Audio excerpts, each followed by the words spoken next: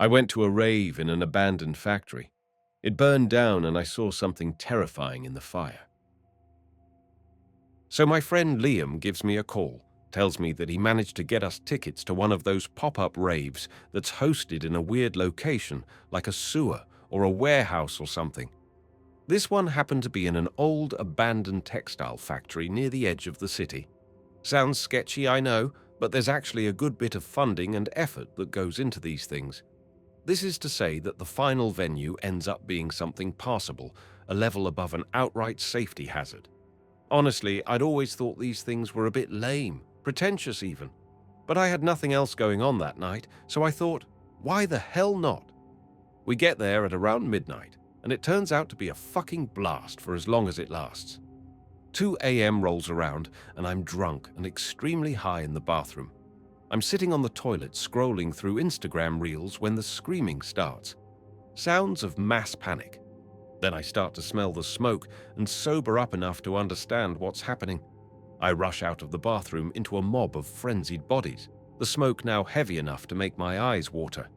Try to find the exit, but it's sheer chaos, and I'm disoriented as hell. People keep running into me, and at some point I'm knocked flat on my ass, forced to crawl around until I manage to escape the crowd. At which point I found myself kneeling in front of the makeshift stage, something now completely engulfed in flames. And there I saw him, a strange, inexplicable figure standing right in the midst of the fire. A young dude, maybe mid-20s, lanky frame, pale skin, dark and wild hair, bulging, fish-like eyes. He was wearing a t-shirt and jeans, holding a black camcorder up to his face, and showing absolutely no reaction to the heat. Even his clothes weren't burning up. He was just standing there and filming, calm as anybody could ever be. Filming me specifically. I guess it was hard to tell, but I'm pretty sure he was pointing the camera directly at me. I stared at him for what felt like no longer than a few seconds before the air had grown too suffocating to deal with. Then I turned, ran like hell out of there. I don't really remember making it outside, but I do remember collapsing on the grass and hacking up my lungs, my vision reduced to a field of blotted orange shapes as concerned but disembodied voices called out, asking if I was okay, which I wasn't, at least not right then. I passed out shortly after and then woke up in an ambulance, an EMT hovering above me. Liam was also there. I could see the relief in his eyes, which just as quickly turned into anger. He sighed. "Fucking hell, dude," he said. "Glad you're okay, but what the fuck were you doing?" I shook my head. "What do you mean?" "I mean, what the hell were you doing in there for so long? Did you fall down and twist your ankle or something?" "What?" I responded. "No, I just got caught up with the crowd." Liam shook his head again. "What? That's not possible, dude." "Why the hell not?" I was genuinely confused what he was trying to get at here. "Because you were the last one out." I stared at him. "What do you mean?" "You came out like 5 minutes after everybody else did. Even the fucking DJ got out before you." "What?" I couldn't see how that was possible, but hardly had he energy to argue it. "What were you doing in there?" he asked me again. I shrugged. "Maybe I fell," I said. "Hit my head or something." By the time that the ambulance had pulled up to the hospital, I was coherent enough to refuse any further treatment. My insurance wouldn't have covered enough for it to be worth it. In any case, I felt fine enough. Lungs were still stinging a bit, but not so bad. Not worth the hassle. For the first few nights after the incident, the paranoia was something else. My head was being flooded with these fucked up thoughts, like, what if that guy knew where I lived? What if he was following me home at night? What if he was somewhere in my apartment right now, filming me through a crack in my closet or something? A hellish state of mind. Sleep was like pulling teeth, and the little that I managed to get was invaded by nightmares so vivid and horrific that it was nearly euphoric to wake up and realize they hadn't actually happened. So I took to smoking and drinking before bed. I'm sure there's better methods out there, but I just didn't want to deal with this shit and wanted a quick fix before I started going insane. And it kind of worked. The paranoia began to ease up after a week, and sleep was starting to come in small increments, even without the liquor, though I was still smoking in order to stave off the nightmares. Another week, and I was starting to forget about it. It was just a fucked up night. The smoke caused some hallucinations. I almost died. But I didn't. Now I'm fine. It's all good. Continuing to think about it is a non-value added activity. Just forget about it and move on. Which I might have been able to do if I hadn't run into Cindy. Now I'd never met or seen Cindy ever before. So you can bet it was a bit of a shock when this tall brunette fitness model type comes over and sits beside me on the park bench while I'm staring at trees, sipping my Americano. She looked scared? Worried? A mix of both? "You don't remember me, do you?" she asked me. I shook my head. "I don't think so. Where would we have met?" She sighed, as if me saying that had just confirmed something she really didn't want to hear. "The factory," she told me. I stared at her. Suddenly, every awful feeling was funneling back into my psyche at once. It was hard to say anything in that moment, but she seemed to be waiting pretty patiently for an answer, and so I forced one out. "You mean the rave?" "Yeah, I was there. Crazy shit, huh? Are you uncomfortable talking about it after what happened to you?" Obviously I was, but I lied. "No," I told her. "Not at all. Wait, what do you mean? What happened to me?" "Well, I tried dragging you out that night. I mean, I really did. Everybody else was running away, but you were just kneeling there, kneeling in front of the stage, and you weren't moving." She paused, and I nodded at her to continue. "You were staring at something, staring right into the fire, like you were in a trance or something. I tried dragging you away, I really did, but you wouldn't budge. I mean, it almost felt like you were attached to the floor. It was kind of freaky." "How long was I there for?" "I'm not sure. At least like half a minute. I didn't stick around for that long, sorry." "And what was I staring at?" "What?" "In the fire. What was I looking at?" She shook her head. I don't know. I didn't check. The flames were hurting my eyes." I nodded slowly. This was a lot to process, and we stayed silent for a long time. "Are you okay?" she asked after a while. "I mean, were you injured at all?" "Not really," I told her. I looked at the ground and then felt her hand on my leg. "It's a relief, you know, to see you." I looked up and her face was a lot closer to mine. "That you made it out, you know? That you're okay." I tried to smile and then begin stumbling over my words. Yeah, I guess." She laughed, and then so did I. She then told me to come up to her apartment later that evening.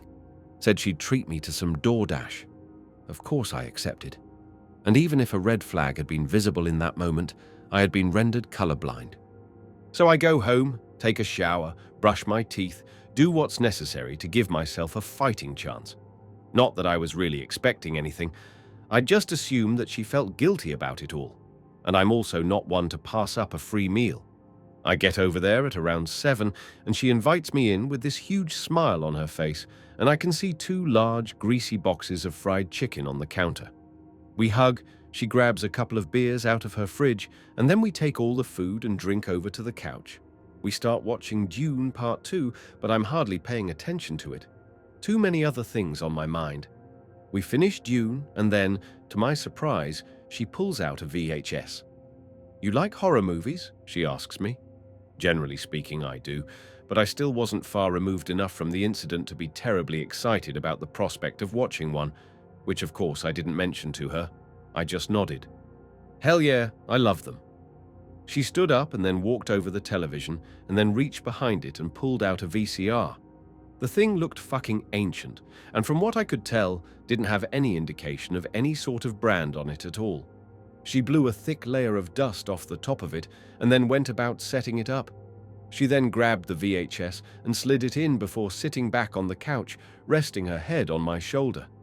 In any other situation, I would have been ecstatic. But right then and there, I couldn't be. The mood had shifted in a way that I really didn't like for reasons that I couldn't fully understand. The television turned on, staying on a black screen for the better part of a minute before plain white text flashed across the screen.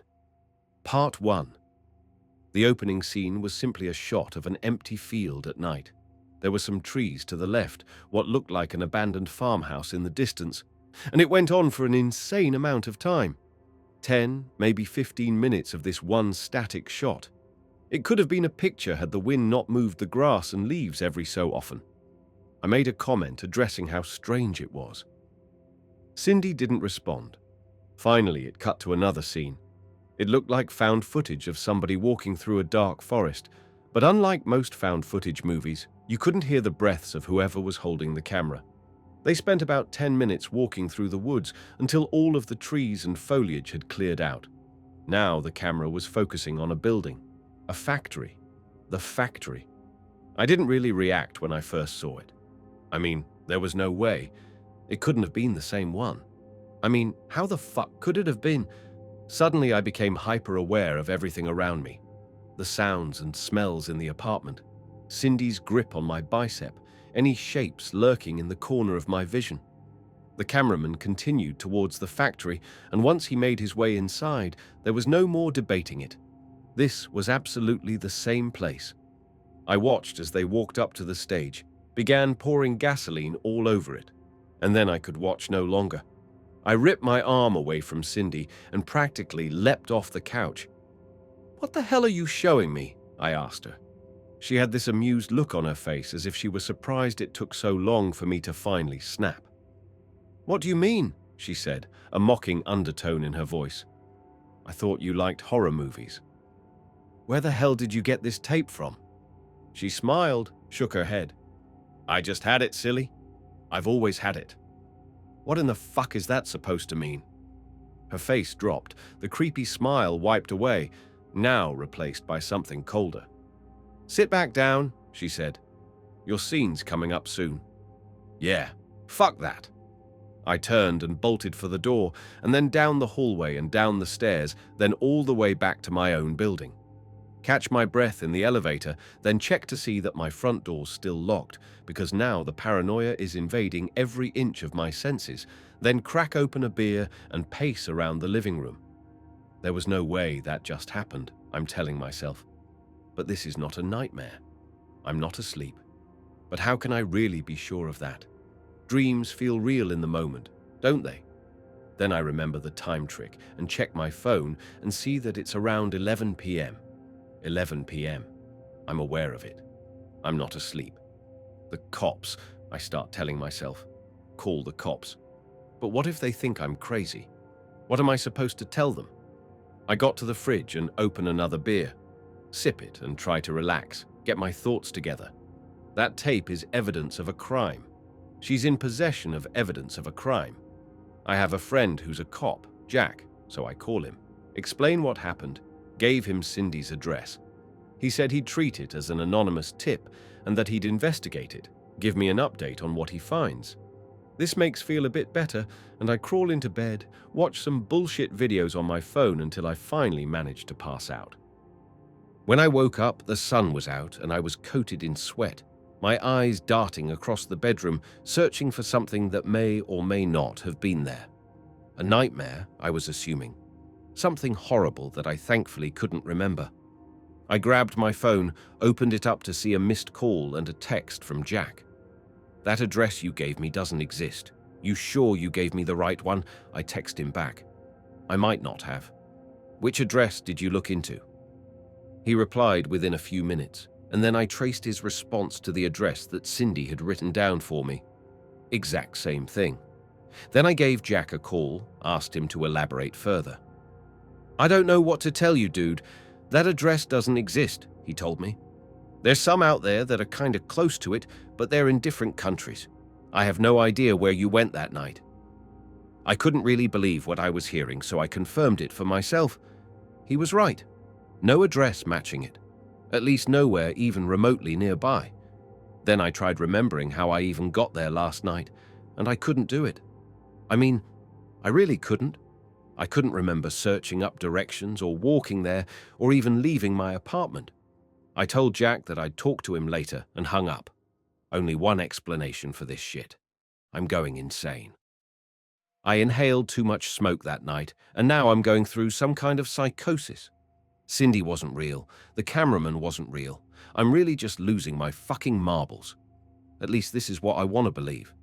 So I went about looking for a psychiatrist in my area and then booked a consultation with one that had decent enough reviews.